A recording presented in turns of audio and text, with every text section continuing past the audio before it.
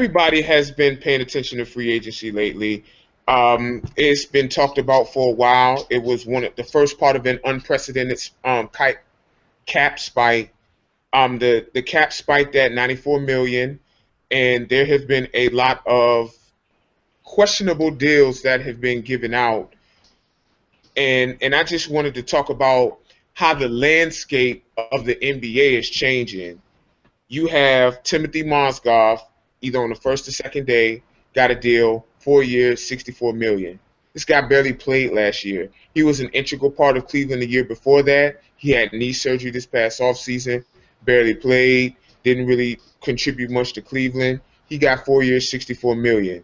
Then you got Mike Conley, who's actually a good player, but he's vastly overpaid, 5 years, 153 million.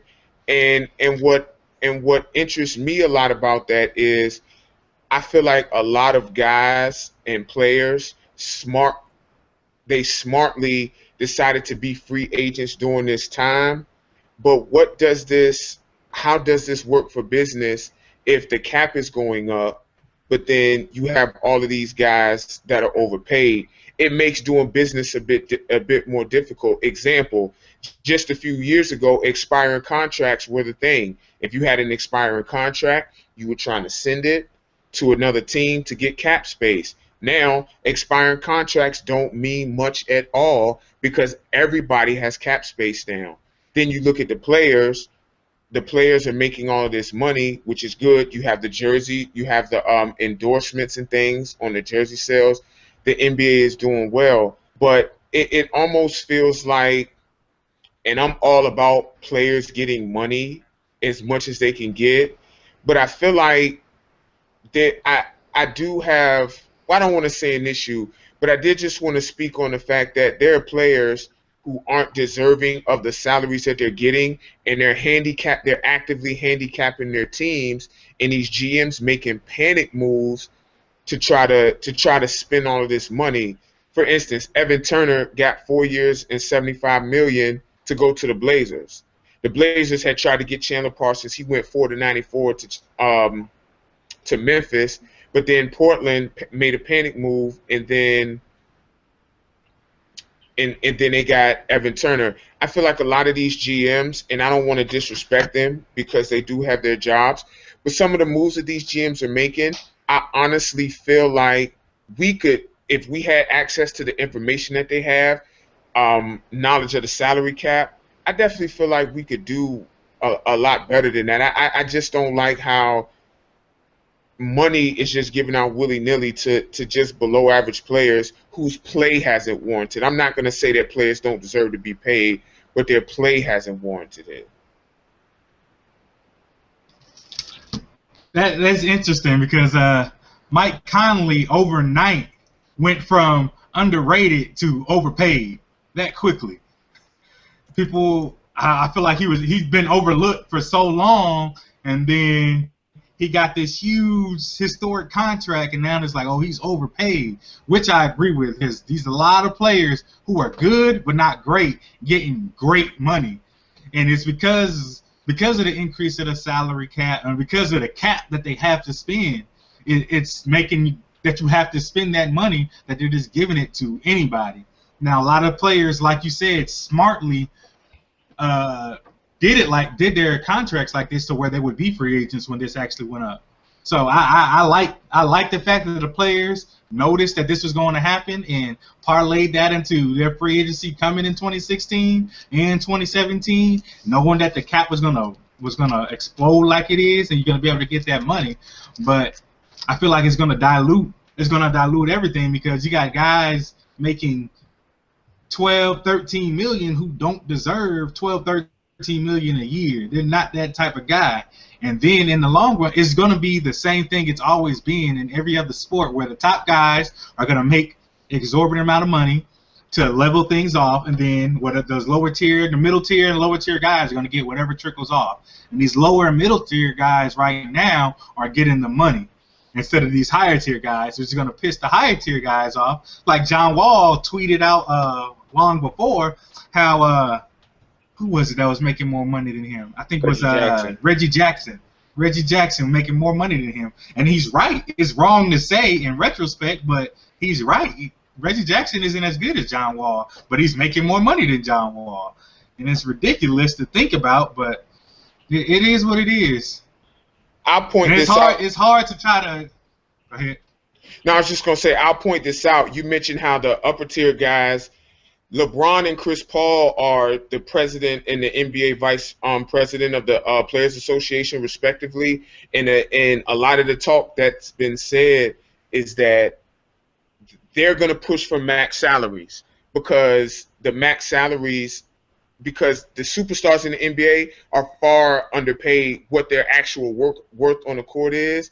And that's going to create a schism between the 1%, I guess you could say, and then everybody else in the union. So that's interesting to see how that's going to play out going forward, because I think at the negotiating table, you want to present a unified front, but then if it's the 1% against the 99% and then them against the owners take advantage of that, get a bigger piece of the pie. So that's something interesting to look at going forward. So my thoughts on the whole thing, well, I have a couple thoughts. One of my first thoughts was one of the things the guys talked about. I was watching the Summer League yesterday, and one thing that got brought up is one of the things that I think is really worth looking into. How do your best players on your team right now feel about guys that are realistically second, third, fourth even on the list as far as talent for their team being the highest paid players? It's going to be at least 3 more years before everybody's contracts are really reflected under this new TV deal. So it's going to be 3 or 4 years where you have some guys who are getting paid comparable or more than a team star player. You know, the question is, will those guys be able to stay humble, or are they going to start acting like their salary as opposed to their talent level? You could end up seeing some serious chemistry issues in the meantime while this kind of stuff is ironed out.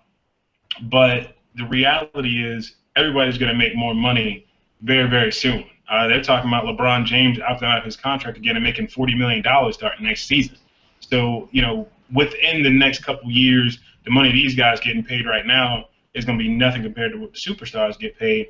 But we just have to find a way to keep guys humble up until that point. My other thought was we have to stop looking at these salaries based on the numbers. We have to really start looking at them on percentage of the cap. For, you know, a guy making $12 or $13 million right now, where it's not like making $12 or $13 million was in 2002. If a guy got paid $13 million in 2002, he was huge. You know, you knew he was a guy with talent. Now $13 million is only, what, 8% of the salary cap, something like that. So that's not really a big hold. And that's doing math off the top of my head. It may not be 8%, but you know, looking at a guy making 8% of your salary cap versus just saying he's making $13 million, those sound a lot different.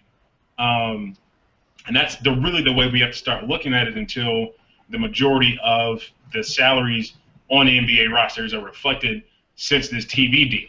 Once we get to a point where most of these guys are making that money, then it won't really look the same. But I still do agree that just having this money and having everyone have to meet the salary cap floor, which is higher than the salary cap was last year, and I think that's the reason so many of these salaries are so big, is you only had 4 teams last year, I think, that had salaries over $90 million. And the salary cap floor for this coming season is 85. So everyone but those 4 teams have to find ways to get their money to right there. And that's huge. The only way you can really do that, unfortunately, is by giving stupid money to a whole bunch of players. And that's going to be the case, I think, for this year and next year as well. Once you get past that, you'll really start to see it even out. But for now, Tyler Johnson and Jeremy Lin are your 2 and 3 best paid players on the Nets. I don't know. Actually, they actually might be your second, third best players on the team. So that may work out.